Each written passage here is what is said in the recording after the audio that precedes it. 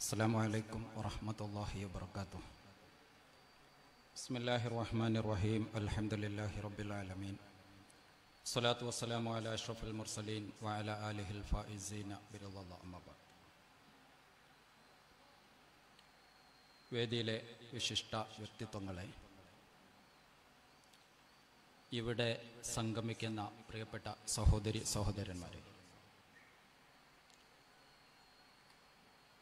മഖ്ദൂമി കുടുംബ സംഗമത്തിൽ മഖ്ദൂമിയം സെമിനാറിലാണ് നമ്മൾ സംബന്ധിച്ചിരിക്കുന്നത്. കേരള ചരിത്രത്തിൽ വളരെ ശ്രദ്ധേയമായ കേരളത്തിൻ്റെ നിർമ്മിതിയിൽ, സാമൂഹിക മത സാംസ്കാരിക രാഷ്ട്രീയ നിർമ്മിതിയിൽ ഒരുപക്ഷെ ഏറ്റവും കൂടുതൽ പങ്കുവഹിച്ചിട്ടുള്ള, നേതൃപരമായ പങ്കുവഹിച്ചിട്ടുള്ള ഒരു കുടുംബത്തിൻ്റെ കൈവഴികളായി കേരളത്തിനും അതിന് പുറത്തും വ്യാപിച്ചു കിടക്കുന്ന കുടുംബങ്ങളുടെ ഒരു സംഗമം എന്നുള്ള അർത്ഥത്തിൽ തീർച്ചയായിട്ടും ചരിത്രപരമായ വലിയൊരു പ്രസക്തിയുള്ളൊരു സംഗമം തന്നെയാണിത്. വിഷയത്തിൻ്റെ വ്യത്യസ്ത ഭാഗങ്ങളിലേക്ക് പലരും ഇവിടെ നിന്ന് സൂചന നൽകി എന്ന് വിചാരിക്കുന്നു. അതുകൊണ്ട് തന്നെ വലിയൊരു ആമുഖത്തിൻ്റെ ആവശ്യമില്ല.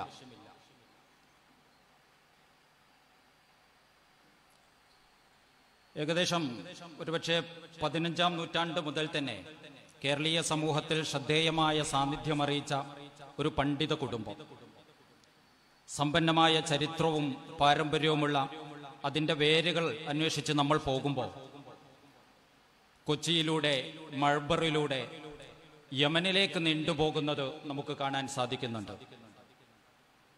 എന്ന് മുതലാണ് ഈ പണ്ഡിത പ്രവാഹം സൗത്ത് ഏഷ്യയിലേക്ക് അല്ലെങ്കിൽ സൗത്ത് ഇന്ത്യയിലേക്ക് ആരംഭിക്കുന്നത് എന്നുള്ളത് വ്യത്യസ്ത അഭിപ്രായങ്ങൾ നമുക്ക് കണ്ടെത്താൻ സാധിക്കുന്നു. സൈനുദ്ദീൻ മഖ്ദൂമിലൂടെ നമുക്കൊരു 15-ാം നൂറ്റാണ്ട് മുതൽ സജീവമായ സാന്നിധ്യം കാണുന്നുണ്ടെങ്കിൽ തന്നെ അതിനു മുമ്പ് ഈ ഒരു മഖ്ദൂമി അതല്ലെങ്കിൽ മൾബരി സ്കോളേഴ്സ് ഈ ഭാഗങ്ങളിലേക്ക് വന്നിരുന്നുവെന്ന് ചരിത്രത്തിൽ നിന്ന് നമുക്ക് സൂചന ലഭിക്കുന്നുണ്ട്. ഇബ്നു ബത്തൂത്ത 1300-കളിൽ മലബാറിലൂടെ സഞ്ചരിക്കുമ്പോൾ അദ്ദേഹം മംഗലാപുരത്തെ സംഭവങ്ങൾ എഴുതി വെക്കുന്നിടത്ത് ബദ്രുദ്ദീനുൽ മൾബരിയെ ഞാൻ കണ്ടുമുട്ടി എന്ന് അദ്ദേഹം പറയുന്നുണ്ട്. സ്വാഭാവികമായും കായൽ പട്ടണത്തിലെ മൾബറിൽ അക്കാലഘട്ടത്തിൽ ജീവിച്ചിരുന്ന ഒരു സ്കോളർ, അല്ലെങ്കിൽ ആ കാലഘട്ടത്തിൽ തന്നെ ഈ ഭാഗങ്ങളിൽ ആ ഒരു പണ്ഡിത വേരുകൾ വ്യാപിച്ചിരുന്നു എന്നതിൻ്റെ സൂചനയാണ് ഇതിൽ നിന്ന് നമുക്ക് ലഭിക്കുന്നത്. മധ്യകാല കേരളീയ സമൂഹത്തിൽ, വിശിഷ്യ മുസ്ലിം സമൂഹത്തിൽ, മതസാമൂഹിക രാഷ്ട്രീയ ആത്മീയ മേഖലയിൽ വലിയൊരു കുതിപ്പായിട്ട് അല്ലെങ്കിൽ ചരിത്രപരമായ ഒരു ഷിഫ്റ്റായിട്ട് ഈ 15-ാം നൂറ്റാണ്ടോടെ മഖ്ദൂമുമാരുടെ ആഗമനത്തോടെ നമുക്ക് ചരിത്രത്തിൽ കാണാൻ സാധിക്കും. കേരളത്തിൻ്റെ അന്നത്തെ സർവ മേഖലകളിലുമുള്ള പരിമിതികളെ ഭേദിച്ചുകൊണ്ട് അതിനപ്പുറത്തേക്ക് പുതിയൊരു ചക്രവാളത്തെ തുറന്നു വെക്കുകയാണ് ശരിക്കും മഖ്ദൂമുമാരുടെ ആഗമനത്തോടെ സംഭവിക്കുന്നത്. കേരള മുസ്ലിം ചരിത്രത്തിന്റെ ഒരു പുതിയ യുഗപ്പിറവിയായിട്ട് മഖ്ദൂമുമാരുടെ ആഗമനത്തെ നമുക്ക് മനസ്സിലാക്കാൻ സാധിക്കുന്നു. ശരിക്കും ഒരു കേരളത്തിന്റെ ഒരു ചരിത്ര പരിസരത്തിൽ നമ്മൾ ഈ ഒരു ഫാമിലിയെ എവിടെ ലൊക്കേറ്റ് ചെയ്യണമെന്നോ ആദ്യമായിട്ട് നമ്മൾ ചിന്തിക്കേണ്ടതുണ്ട്. നമുക്കറിയാം, ഒരു കേരളത്തിന്റെ മുസ്ലിം ചരിത്രത്തെ നമ്മൾ വ്യത്യസ്ത ഭാഗങ്ങളായിട്ട് ചർച്ച ചെയ്യുമ്പോൾ 7-ാം നൂറ്റാണ്ട് മുതൽ 14-ാം നൂറ്റാണ്ട് വരെയുള്ള ഒരുപക്ഷെ കൂടുതൽ ചരിത്ര രേഖകൾ ലഭ്യമല്ലാത്ത ഒരു കാലഘട്ടം, ആ ഒരു കാലഘട്ടത്തിന്റെ തുടർച്ചയായിട്ട് 1700 മുതൽ 1400 വരെയുള്ള ഒരു 7 നൂറ്റാണ്ട് കാലഘട്ടം, അതിനെ തുടർന്ന് 15-ാം നൂറ്റാണ്ട് മുതൽ 20-ാം നൂറ്റാണ്ട് വരെയുള്ള സജീവമായ എല്ലാ മേഖലകളിലും ചരിത്രപരമായ രേഖകൾ ലഭ്യമായ ഒരു നിർമ്മിതിയുടെ ഒരു കാലഘട്ടം. ഈ ഒരു 2-ാം കാലഘട്ടത്തിലാണ് മഖ്ദൂമുമാരുടെ സജീവമായ സാന്നിധ്യത്തെയും ഇടപെടലുകളെയും അതിലൊക്കെ അപ്പുറം ഈ ഒരു 7-8 നൂറ്റാണ്ടുകളെ നിർമ്മിച്ച ഒരു സാന്നിധ്യവുമായിട്ട് നമ്മൾ ഇവരെ തിരിച്ചറിയുന്നത്. നമുക്കറിയാം, ഒരു 1400-500 കാലഘട്ടം, ഒരു കേരളത്തിന്റെ പരിസരം ഇബ്നു ബത്തൂത്തയെ പോലെയുള്ളവർക്ക് സൂചിപ്പിക്കുന്നത് തന്നെ ഒരു കോസ്മോപൊളിറ്റൻ പരിസരം. വ്യത്യസ്ത രാജ്യങ്ങളിൽ നിന്ന് ഇന്ത്യൻ ഓഷനിലൂടെ, കടലുകളിലൂടെ നിരന്തര സഞ്ചാരങ്ങളും കച്ചവട യാത്രകളും നടന്നുകൊണ്ടിരിക്കുന്ന ഒരു കാലഘട്ടത്തിൽ വൈജ്ഞാനികമായിട്ടും ആത്മീയപരമായിട്ടും കച്ചവടപരമായിട്ടും പുറത്തുള്ള ആളുകൾ അകത്തേക്കും അകത്തുള്ള ആളുകൾ പുറത്തേക്കും നിരന്തരമായി പോയിക്കൊണ്ടിരിക്കുന്ന ഒരു ഘട്ടത്തിൽ അവിടെയാണ് മഖ്ദൂമുമാരെ പോലെയുള്ള സ്കോളേഴ്സ് പുറത്തുനിന്ന് സജീവമായി ഈ നാട്ടിലേക്ക് കടന്നു വരുന്നത്. ഇവിടെ നിന്ന് പുറത്തേക്കുള്ള യാത്രകളും അവർ നടത്തിക്കൊണ്ടിരിക്കുന്നത്. നേരത്തെ തന്നെ പല സൂഫികൾ വരുന്നുണ്ട്, ജ്ഞാനികൾ വരുന്നുണ്ട്. ആ ഒരു 7 നൂറ്റാണ്ടിന്റെ മലബാറിന്റെ ചരിത്രം വളരെ മൈന്യൂട്ടായിട്ട് സൂക്ഷ്മമായിട്ട് നമ്മൾ പരിശോധിക്കുമ്പോൾ മലബാറിലെ വ്യത്യസ്ത മേഖലകളിൽ സജീവതയെ അറിയിച്ച ഉലമ സൂഫീസിനെ നമുക്ക് കാണാൻ സാധിക്കുന്നു. ആ ഒരു ചരിത്രത്തിന്റെ തുടർച്ചയായിട്ട് മഖ്ദൂമിനെ നമുക്ക് മനസ്സിലാക്കാൻ സാധിക്കുന്നുണ്ട്. നമുക്കറിയാം, ചരിത്രമായിട്ട് ചെറിയൊരു ആമുഖം പറയുകയാണെങ്കിൽ മഖ്ദൂമിന്റെ പിതാമഹനായിരുന്ന അഹമ്മദ് മഅ്ബരിയാണ് മഅ്ബറിൽ നിന്ന് കൊച്ചിയിലേക്ക്, കായൽ പട്ടണത്തിൽ നിന്ന് കൊച്ചിയിലേക്ക് ആദ്യമായിട്ട് കടന്നു വരുന്നത്. അഹമ്മദ് മഅ്ബരി കായൽ പട്ടണത്തെ അല്ലെങ്കിൽ തമിഴ് നാട്ടിലെ കോസ്റ്റൽ ബെൽറ്റായ മഅ്ബറിൽ നിന്ന് കൊച്ചിയിലേക്ക് കടന്നു വരുന്നു. തന്റെ മക്കളിൽ ഒരാളായിരുന്ന സൈനുദ്ദീൻ ഇബ്രാഹിം എന്ന പണ്ഡിതൻ കൊച്ചിയിലെ ഖാസിയായിട്ട് മാറുന്നു. അവിടെ വലിയൊരു ഇസ്ലാമികമായ പ്രഭാവം രൂപപ്പെട്ടു വരുന്നു. അന്ന് മലബാറിന്റെ ഒരു ആത്മീയമായ കേന്ദ്രം പൊന്നാനി വികസിക്കുന്നതിന്റെ മുമ്പ് കോഴിക്കോടാണ്. നമുക്കറിയാം, നേരത്തെ തന്നെ അവിടെ കോഴിക്കോട് ഖാദിമാരുടെ നേതൃത്വത്തിൽ വലിയ അർത്ഥത്തിലുള്ള വൈജ്ഞാനികമായ ഒരു ഉദ്യാനം അവിടെ നിലനിൽക്കുന്നുണ്ട്. കോഴിക്കോട് ഖാദിമാര് 1500-കൾക്ക് ശേഷം പൊന്നാനിയുടെ ഒരു പ്രഭാവം രൂപപ്പെട്ടു വരുന്നതോടുകൂടി, മഖ്ദൂമുമാര് സജീവമാകുന്നതോടുകൂടി കോഴിക്കോട്ടിൽ നിന്ന് ആ ഒരു പ്രഭാവം പൊന്നാനിയിലേക്ക് ഷിഫ്റ്റ് ആകുന്നത് നമുക്ക് മനസ്സിലാക്കാൻ സാധിക്കും. സൈനുദ്ദീൻ അന്ന് പൊന്നാനിയിൽ നിന്ന് ആളുകൾ കൊച്ചിയിലേക്ക് പോയിക്കൊണ്ട് ആവശ്യപ്പെടുന്നു, ഞങ്ങളെ നാട്ടിലേക്ക് ഒരു ഖാദിയെ വേണം. അങ്ങനെയാണ് സൈനുദ്ദീൻ ഇബ്രാഹിം കൊച്ചിയിൽ നിന്ന് പൊന്നാനിയിലേക്ക് വരുന്നു.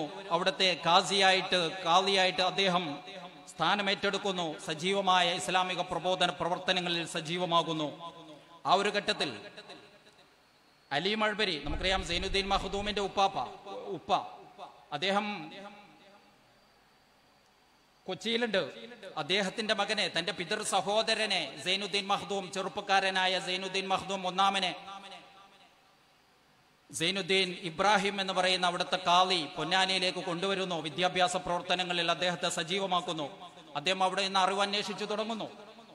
അങ്ങനെയാണ് പിന്നീട് അദ്ദേഹത്തെ മലബാറിൽ അന്നത്തെ ഏറ്റവും പ്രധാനപ്പെട്ട വിദ്യാഭ്യാസ കേന്ദ്രമായിരുന്ന കോഴിക്കോട്ടേക്ക്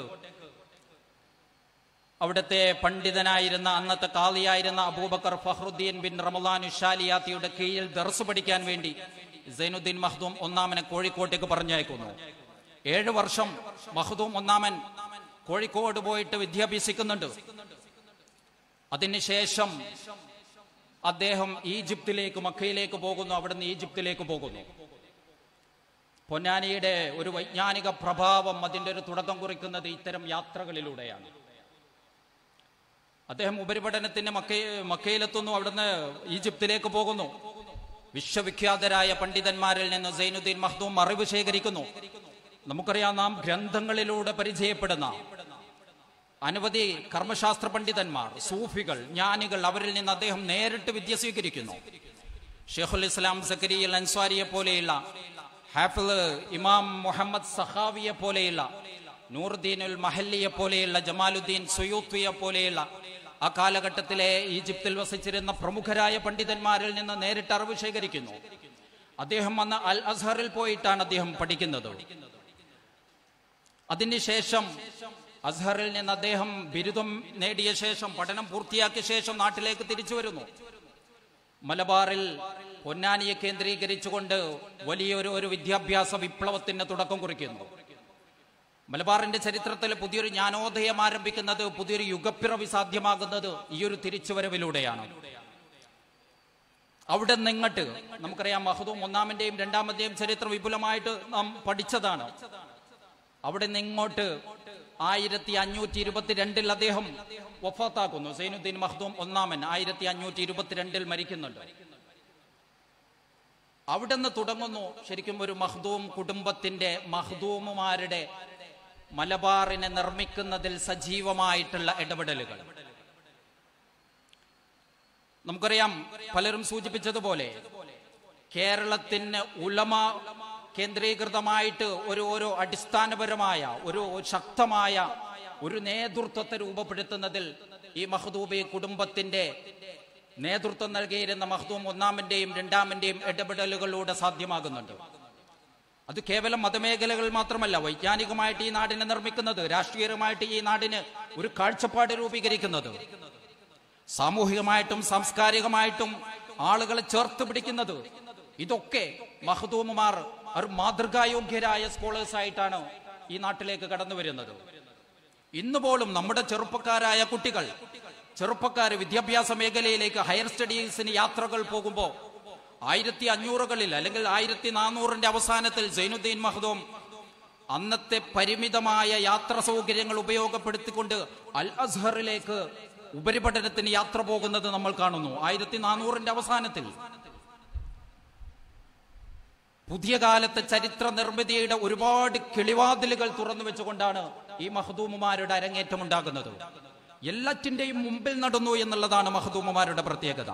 ഹയർ സ്റ്റഡി യാത്രകൾ നോക്കുമ്പോൾ, ഗ്രന്ഥരചനകൾ നോക്കുമ്പോൾ, മോസ്ക് കോളേജസ് എന്ന് പള്ളി കേന്ദ്രീകൃതമായിട്ട് വിജ്ഞാന സൗധങ്ങൾ ഉയർത്തുന്ന ഒരു സംവിധാനത്തിന് അവർ നേതൃത്വം നൽകുന്നു, വാതിലുകൾ തുറന്നു വെക്കുന്നു. വിപ്ലവാത്മകമായ രചനകൾ, വൈവിധ്യമായ വിഷയങ്ങളിൽ അവർ ഇടപെടുന്നു. നമുക്കറിയാം, തുഹ്ഫത്തുൽ മുജാഹിദീനെ പോലെ ഇവിടെ സൂചിപ്പിച്ചു, അന്നത്തെ സാമൂഹികമായ രാഷ്ട്രീയമായ പശ്ചാത്തലങ്ങളെ പച്ചയായിട്ട് ഒരു അക്കാഡമിക് വാല്യൂയോടുകൂടി ചരിത്രം എഴുതുന്ന ഒരു പുസ്തകം. ഇന്നും നമ്മളത് വായിക്കുമ്പോൾ അതിന്റെ ഒരു പ്രാധാന്യം നമുക്ക് മനസ്സിലാകുന്നുണ്ട്. വ്യത്യസ്ത ഭാഷകൾ അത് വിവർത്തനം ചെയ്യപ്പെട്ടു. ഇന്നും കേരളത്തിന്റെ ഹിസ്റ്ററിയെ ഒരുപക്ഷെ വ്യവസ്ഥാപിതമായ ഒരു അക്കാഡമിക് ലാംഗ്വേജിൽ അവതരിപ്പിച്ച ഏറ്റവും ആദ്യത്തെ പുസ്തകമാണ് തുഹ്ഫത്തുൽ മുജാഹിദീൻ സൈനുദ്ദീൻ മഖ്ദൂം രണ്ടാമൻ നിർവഹിക്കുന്നത്. ആന്റി കൊളോണിയലുമായിട്ട് ബന്ധപ്പെട്ട് ധാരാളം രചനകൾ വന്നു. അതിലൊക്കെ അപ്പുറം ഈ സമൂഹത്തെ ഇന്റലക്ച്വലി നിർമ്മിച്ച അനവധി ആത്മീയപരമായിട്ടുള്ള, മതപരമായിട്ടുള്ള, സാമൂഹികപരമായിട്ടുള്ള വിഷയങ്ങൾ കൈകാര്യം ചെയ്യുന്ന രചനകൾ വന്നു. അദ്ദേഹത്തിന്റെ കുടുംബത്തോടെ, സൈനുദ്ദീൻ മഖ്ദൂമിന്റെ കുടുംബത്തോടെ ഈ ഒരു ബൗദ്ധികമായിട്ടുള്ള ഒരു തുടർച്ച നാടിന്റെ വ്യത്യസ്ത ഭാഗങ്ങളിലേക്ക് പരന്നു പോകുന്നത് നമുക്ക് കണ്ടെത്താൻ സാധിക്കും. അദ്ദേഹത്തിന്റെ പ്രധാനമായിട്ടും 3 മക്കളുണ്ടായിരുന്നു. യഹിയ ചെറുപ്പത്തിൽ തന്നെ മരണപ്പെടുന്നുണ്ട്. മുഹമ്മദുൽ ഗസാലിയാണ് രണ്ടാമത്തെ മകൻ. അബ്ദുൽ അസീസ് മഖ്ദൂമിയാണ് മൂന്നാമത്തെ മകൻ. ഇവരിലൂടെ തന്നെ അന്നത്തെ ഒരു സാമൂഹിക കേരളീയ പരിസരത്തിൽ നിന്ന് യാത്രകൾ ആരംഭിക്കുകയാണ് പൊന്നാനിയിൽ നിന്ന്. നമ്മൾ ഓർക്കണം, അന്ന് വളരെ ചുരുങ്ങിയ കാലം കൊണ്ട് തന്നെ പൊന്നാനി മലബാറിന്റെ, കേരളത്തിന്റെ ഒരു ശ്രദ്ധാകേന്ദ്രമായിട്ട് വളരുന്നു. ആ കാലഘട്ടത്തിൽ കോഴിക്കോട്, ഞാൻ നേരത്തെ സൂചിപ്പിച്ചു, അതുവരെ കോഴിക്കോടായിരുന്നു കേന്ദ്രം. പക്ഷേ പൊന്നാനി അതിന്റെ പ്രഭാവം ആരംഭിച്ചത്, വൈജ്ഞാനിക പ്രഭാവം ആരംഭിച്ചതോട് കൂടിയിട്ട് കുഞ്ഞിപ്പള്ളിയിൽ നിന്ന് പൊന്നാനിയിലേക്ക് വന്ന് ചോദിക്കുന്നു, ഞങ്ങൾക്കൊരു ഖാദിയെ വേണമെന്ന്. ആ ഘട്ടത്തിൽ സൈനുദ്ദീൻ മഖ്ദൂം ഒന്നാമൻ തന്റെ മകനായ മുഹമ്മദുൽ ഗസാലിയെ പറഞ്ഞേക്കുന്നത് കുഞ്ഞിപ്പള്ളിയിലേക്കാണ്, കോഴിക്കോട് അപ്പുറത്തേക്ക്. അദ്ദേഹം അവിടെ പോയിട്ട് താമസിക്കുന്നു. മഖ്ദൂമി കുടുംബത്തിന്റെ പ്രയാണം ആരംഭിക്കുകയാണ് മലബാറിന്റെ ഹൃദയങ്ങളിലേക്ക്, കേരളത്തിന്റെ ഹൃദയ ഭാഗങ്ങളിലേക്ക്. അദ്ദേഹം കോഴിക്കോട് കുഞ്ഞിപ്പള്ളിയിൽ പോയി താമസിക്കുന്നു. അദ്ദേഹത്തിന്റെ മകനായിട്ടാണ് സൈനുദ്ദീൻ മഖ്ദൂം രണ്ടാമൻ എന്ന വിശ്വവിഖ്യാതനായ ഫതുഹുൽ മുഈന്റെ, നമ്മളിവിടെ സമ്മാനമായിട്ട് നൽകിയ ഫതുഹുൽ മുഈന്റെ ഓദറായ സൈനുദ്ദീൻ മഖ്ദൂം രണ്ടാമൻ ജനിക്കുന്നത്. മുഹമ്മദുൽ ഗസാലി കുഞ്ഞിപ്പള്ളിയിൽ അദ്ദേഹം അവിടുത്തെ ഒരു സാമൂഹിക മത നേതാവായിട്ട് വളരുന്നുണ്ട്. അതേസമയം സൈനുദ്ദീൻ അബ്ദുൽ അസീസ്, അദ്ദേഹത്തിന്റെ അനിയൻ, അദ്ദേഹം പിന്നീട് രണ്ടാം മഖ്ദൂമായിട്ട് പൊന്നാനിയിൽ തന്നെ വസിക്കുന്നുണ്ട്. സൈനുദ്ദീൻ മഖ്ദൂം രണ്ടാമൻ നമ്മൾ സൂചിപ്പിച്ചു 1532 അദ്ദേഹം ജനിക്കുന്നത്. ഒരുപക്ഷെ 1500ന്റെ അവസാനത്തിലോ 600ന്റെ തുടക്കത്തിലോ അദ്ദേഹം വഫാത്താക്കുന്നുണ്ട്. അദ്ദേഹം മക്കയിൽ പോയിട്ടാണ് ഉപരിപഠനം നടത്തുന്നത്. ഇബ്നു ഹജറുൽ ഹൈതമിയെ പോലെയുള്ള അക്കാലഘട്ടത്തിലെ ഏറ്റവും പ്രമുഖരായ പണ്ഡിതന്മാരിൽ നിന്ന് ഡയറക്റ്റ് ആയിട്ട് നോളജ് സ്വീകരിക്കുന്നു. ഇബ്നു ഹജറുൽ ഹൈതമി അദ്ദേഹം മലബാറിൽ പോലും സന്ദർശിച്ചു എന്ന് പറയപ്പെടുന്നുണ്ട്. നമ്മൾ ഓർക്കണം, പിൽക്കാലത്ത് മലബാറിലെ വൈജ്ഞാനികമായ ലോകത്തെ ഉജ്ജ്വലമാക്കുന്നതിന് വേണ്ടിയിട്ട് ഇസ്ലാമിക ലോകത്തെ എന്നത്തെയും ചരിത്രത്തിലെ പ്രമുഖരായ പണ്ഡിതന്മാരെ നേരിട്ട് കണ്ട് അവരിൽ നിന്ന്, ആ പ്രഭവത്തിൽ നിന്ന് നോളജ് സ്വീകരിച്ച് മലബാറിലേക്ക് വന്ന് മലബാറിനെ ബൗദ്ധികമായിട്ട് നിർമ്മിച്ച സ്കോളേഴ്സ്, ഏറ്റവും മാതൃകപരമായിട്ട് അവരുടെ ഇടപെടലുകൾ നമ്മൾ കാണുകയാണ്. തുഹ്ഫത്തുൽ മുജാഹിദീൻ, ഫതുഹുൽ മുഈൻ അടക്കമുള്ള രചനകൾ അദ്ദേഹം നിർവഹിക്കുന്നു. ഈ ഒരു കാലം വരുമ്പോഴേക്ക് ശരിക്കും മലബാറിന്റെ ഈ ഒരു ഇന്റലക്ച്വൽ പരിസരം, ഒരു വൈജ്ഞാനികമായ പരിസരം കോഴിക്കോടിൽ നിന്ന് പൊന്നാനിയിലേക്ക് ഷിഫ്റ്റ് ആക്കുന്നത് ശരിക്കും ചരിത്രത്തിൽ നമുക്ക് കാണാൻ സാധിക്കുന്നുണ്ട്. ഇഷ്ടംപോലെ പഠനങ്ങൾ ഇതുമായിട്ട് ബന്ധപ്പെട്ട് നമുക്കറിയാം. നമ്മളുടെ മഖ്ദൂമുമായിട്ട് ബന്ധപ്പെട്ട് ഇതുവരെ നടക്കുന്ന ഒരു 90% എന്നല്ല 99% പഠനങ്ങളും നടക്കുന്നത് അത് മഖ്ദൂം, സൈനുദ്ദീൻ മഖ്ദൂം ഒന്നാമിന്റെയും രണ്ടാമിന്റെയും ചരിത്രവുമായിട്ട് ബന്ധപ്പെട്ട് മാത്രമാണ്. പക്ഷെ അതിനപ്പുറത്തേക്ക് ഈ മഖ്ദൂമി കുടുംബങ്ങളുടെ അനന്തരം, മഖ്ദൂമി കുടുംബങ്ങളുടെ പിൽക്കാല ചരിത്രം എന്ത് എന്നുള്ളത് പലപ്പോഴും ചർച്ച ചെയ്യപ്പെടാതെ പോകുന്നു എന്നുള്ളതാണ്. നമ്മൾ ഓർക്കണം, പിന്നീട് ചരിത്രത്തിൽ നമ്മൾ ശ്രദ്ധേയരായിട്ട് കാണുന്നത് സൈനുദ്ദീൻ മഖ്ദൂം അഖീർ എന്ന് പറയുന്ന മൂന്നാമത്തെ ഒരാളെയാണ് മലബാറിലെ മഖ്ദൂമുമാരുടെ ചരിത്രത്തിൽ ശ്രദ്ധേയമായിട്ട് മൂന്നാമത് നമ്മൾ കാണുന്നത്. ഒരുപക്ഷെ 1600 തുടക്കത്തിൽ മരണപ്പെട്ട സൈനുദ്ദീൻ മഖ്ദൂം രണ്ടാമന് ശേഷം നമ്മൾ ചരിത്രം പോകുന്നത് 1810 ജനിച്ച സൈനുദ്ദീൻ മഖ്ദൂം അഖീറിലേക്കാണ്. കൃത്യമായിട്ട് 2 നൂറ്റാണ്ടിന്റെ ഗ്യാപ്പ് നമ്മൾ ഇവിടെ കാണുകയാണ്. കൃത്യമായിട്ട് 2 നൂറ്റാണ്ടിന്റെ ഗ്യാപ്പ്. സത്യത്തിൽ ഈ 2 നൂറ്റാണ്ടിന് ഗവേഷണം ചെയ്ത് പുറത്തെടുക്കുമ്പോഴാണ് ഈ മഖ്ദൂം കുടുംബം കേരളത്തെ എങ്ങനെ നിർമ്മിച്ചു എന്ന് നമ്മൾ തിരിച്ചറിയുന്നത്. ഈ മഖ്ദൂം കുടുംബം എങ്ങനെ ഈ ഒരു സമൂഹത്തെ നാനോന്മുഖമായിട്ട് എങ്ങനെ രൂപപ്പെടുത്തി എന്ന് നമ്മൾ തിരിച്ചറിയുന്നത്. 1600 മുതൽ 1850, ഒരുപക്ഷെ 2.5 നൂറ്റാണ്ട് കാലഘട്ടത്തെ ചരിത്രം അത് ഇപ്പോഴും വ്യക്തമായ ഒരു ചരിത്രാന്വേഷണങ്ങൾ നടക്കാതെ ഉള്ളിൽ കിടക്കുകയാണ്. തീർച്ചയായിട്ടും എന്റെ മുമ്പിലിരിക്കുന്ന ഈ 5 തറവാടുകളിലെ ഒറ്റകത്തെയും നാലകത്തെയും പുതിയകത്തെയും പഴയകത്തെയും മുസ്ലിയാരകത്തെയും ഫാമിലികളുടെ യാത്രകളെ പഠിച്ചു തുടങ്ങുന്നത് ഈ ഗ്യാപ്പിലാണ്. ഈ 2.5 നൂറ്റാണ്ടിന്റെ ഗ്യാപ്പിലാണ് ഈ 5 തറവാടുകളുടെ മലബാറിന്റെ ഹൃദയങ്ങളിലേക്കുള്ള സഞ്ചാരത്തെ നമ്മൾ അടയാളപ്പെടുത്തുന്നത്. അവിടെ മുതലാണ് അവരെ നമ്മൾ അന്വേഷിച്ചു പോകുന്നത്. 2.5 നൂറ്റാണ്ട് കാലത്തെ ചരിത്രത്തെ കൃത്യമായിട്ട് നമുക്ക് പുറത്തു കൊണ്ടുവരാൻ സാധിച്ചാൽ വ്യക്തമായിട്ട് ഈ മഖ്ദൂം കുടുംബം കേരളത്തെ എങ്ങനെ നിർമ്മിച്ചു എന്ന് നമുക്ക് മനസ്സിലാക്കാൻ സാധിക്കും. 1600-കൾക്ക് ശേഷം നമ്മൾ ഈ മഖ്ദൂമി കുടുംബങ്ങളെ അടയാളപ്പെടുത്താനുള്ള ഒരു ശ്രമം നടത്തുമ്പോൾ കേരളത്തിലെ പള്ളികളുടെയും മുസ്ലിം സെറ്റിൽമെന്റിന്റെയും ഒരു പ്രാഥമികമായ ഒരു പശ്ചാത്തലം, ഒരു പരിസരം നമ്മൾക്ക് മനസ്സിലാക്കേണ്ടി വരും. കേരളത്തിലെ പള്ളികളുടെ ഉയർന്നുവരവിനെ കുറിച്ച് നമ്മൾ പറയുമ്പോൾ ഒരു 4 ഘട്ടങ്ങളിലായിട്ടാണ്. 7-ാം നൂറ്റാണ്ട് മുതൽ 14-ാം നൂറ്റാണ്ട് വരെയുള്ള ഒരു ഘട്ടത്തിൽ പ്രധാനമായിട്ടും മുസ്ലിം സെറ്റിൽമെന്റ് കോസ്റ്റൽ ബെൽറ്റുകളിലാണ് വ്യാപകമായിട്ടുണ്ടാകുന്നത്. അവിടെയാണ് ഇത്തരം പള്ളികൾ ഉണ്ടാകുന്നത്. രണ്ടാമത്തത് 16-17 നൂറ്റാണ്ടുകളിലെ ഒരു 2ാം ഘട്ടം പള്ളി നിർമ്മാണവുമായി ബന്ധപ്പെട്ട് നമുക്ക് കണ്ടെത്താൻ സാധിക്കുന്നത്. ഒന്നാമത്തെ 7-ാം നൂറ്റാണ്ട് മുതൽ 14-ാം നൂറ്റാണ്ട് വരെയുള്ള ഒരു ഘട്ടത്തിൽ പ്രധാനമായിട്ടും പുറത്തുനിന്ന് വരുന്ന സൂഫികളുടെയും മിഷണറി സംഘങ്ങളുടെയും ഇടപെടലുകളോടെയാണ് കോസ്റ്റൽ ബെൽറ്റുകളിലുള്ള പള്ളികൾ ഉണ്ടാകുന്നത്. രണ്ടാമത്തെ ഒരു ഘട്ടത്തിൽ 16-17 ഘട്ടത്തിൽ നമ്മൾ നിരീക്ഷിക്കുമ്പോൾ മഖ്ദൂമുമാരുടെ ഉൾദേശങ്ങളിലേക്കുള്ള സഞ്ചാരം, നേരത്തെ സൂചിപ്പിച്ചതുപോലെ പോർച്ചുഗീസുകാരുടെ ആഗമനത്തോടെ കോസ്റ്റൽ ബെൽറ്റിൽ നിന്ന് ഇൻലാൻഡിലേക്ക് മാപ്പിളമാരുടെ സെറ്റിൽമെന്റ് മാറുകയാണ്. ആ ഒരു ഘട്ടത്തിലാണ് മഖ്ദൂമുമാ ഒരു സ്പേസ് ഉപയോഗപ്പെടുത്തുന്നത്. അവർ ഇൻലാൻഡിൽ ഉൾപ്രദേശങ്ങളിലേക്ക് ആളുകൾ മാറി താമസിക്കുമ്പോൾ അവിടുത്തെ കാളിമാരായിട്ടാണ് മഖ്ദൂമുമാർ കടന്നു പോകുന്നത്. മൂന്നാമത്തത് ഒരു 18-19 നൂറ്റാണ്ടുകളിലെ പള്ളികളുടെ നിർമ്മാണമായിട്ടാണ് നമ്മൾ കാണുന്നത്. മൂന്നാമത്തെ ഒരു ഘട്ടം അത് സയ്യിദ്സിന്റെ ആഗമനത്തോട് കൂടിയിട്ട് കുറെ കൂടി എക്സ്ട്രീം ഇൻലാൻഡിലേക്ക് പള്ളികൾ വരുന്ന ഒരു ഘട്ടത്തിലാണ് സയ്യിദ്സ് വരുന്നത്. 4-ാമത്തെ ഒരു ഘട്ടം നമ്മൾ കാണുന്നത് 20-ാം നൂറ്റാണ്ടിന് ശേഷം നേരത്തെ സ്ഥാപിച്ച പള്ളികളെ മൊത്തം റീവർക്ക് ചെയ്ത് പുനരുദ്ധരിപ്പിക്കുന്ന ഒരു ഘട്ടമാണ്. ഈ ഒരു 4 ഘട്ടത്തെ മനസ്സിലാക്കുമ്പോൾ ഇതിൽ 2-ാമത്തെ ഒരു ഘട്ടം 1600-700 കാലഘട്ടത്തിൽ 850 വരെയുള്ള ഒരു കാലഘട്ടത്തിൽ മലബാറിന്റെ ഉൾദേശങ്ങളിലൂടെ നമ്മൾ സഞ്ചരിക്കുമ്പോൾ ആ ദേശങ്ങളിലേക്ക് കടന്നു പോകുന്ന മഖ്ദൂമുമാരെ നമുക്ക് കണ്ടെത്താൻ സാധിക്കുന്നു. അവിടെയാണ് ശരിക്കും ഒരു മഖ്ദൂമികളുടെ പിൽക്കാല ചരിത്രത്തെ നമ്മൾ അടയാളപ്പെടുത്തുന്നത്. പ്രധാനമായിട്ടും വളരെ ചുരുക്കി പറയുകയാണെങ്കിൽ ഈ മഖ്ദൂമി കുടുംബങ്ങളുടെ ഉൾസഞ്ചാരങ്ങളെ നമ്മൾ മനസ്സിലാക്കുന്നത് 2 തരത്തിലുള്ള സഞ്ചാരങ്ങൾ. ഒന്ന് മഖ്ദൂമുമാരുടെ സഞ്ചാരങ്ങളും രണ്ടാമത്തേത് മഖ്ദൂമി കുടുംബങ്ങളുടെ സഞ്ചാരങ്ങളും ഈ ഒരു ഘട്ടത്തിൽ നടക്കുന്നുണ്ട്. നമ്മൾ പൊന്നാനിയെ കേന്ദ്രീകരിച്ച് മഖ്ദൂമുമാരെ അന്വേഷിക്കുമ്പോൾ നമ്മൾ സ്വഹാബികളെ കുറിച്ച് പറയുന്നത് പോലെ മക്കയിലോ മദീനയിലോ പോയി തിരഞ്ഞാൽ അവരുടെ ഖബറുകൾ നമുക്ക് കാണാൻ പറ്റില്ല, വളരെ ചുരുക്കേൾ. അതേപോലെയാണ് ഈ മഖ്ദൂമുമാർ. 40ഓളം മഖ്ദൂമുമാർ കടന്നു വരുന്നുണ്ട്.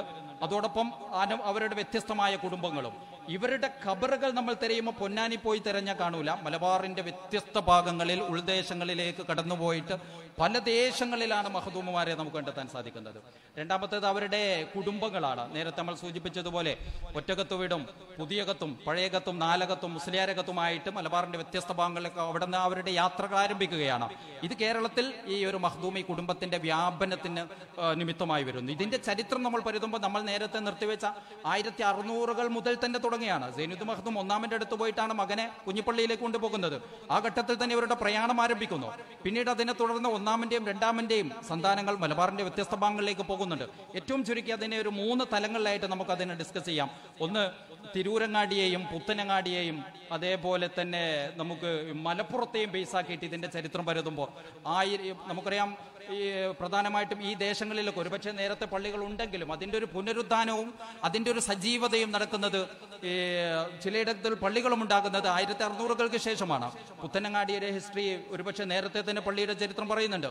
മലപ്പുറത്തെ പള്ളി വലിയങ്ങാടി പള്ളി വരുന്നത് 1700-കളിലാണ്. അതേപോലെ തിരൂരങ്ങാടി വളരെ നേരത്തെ തന്നെ മുസ്ലിം സെറ്റിൽമെന്റ് ഉള്ള പ്രദേശമാണ്.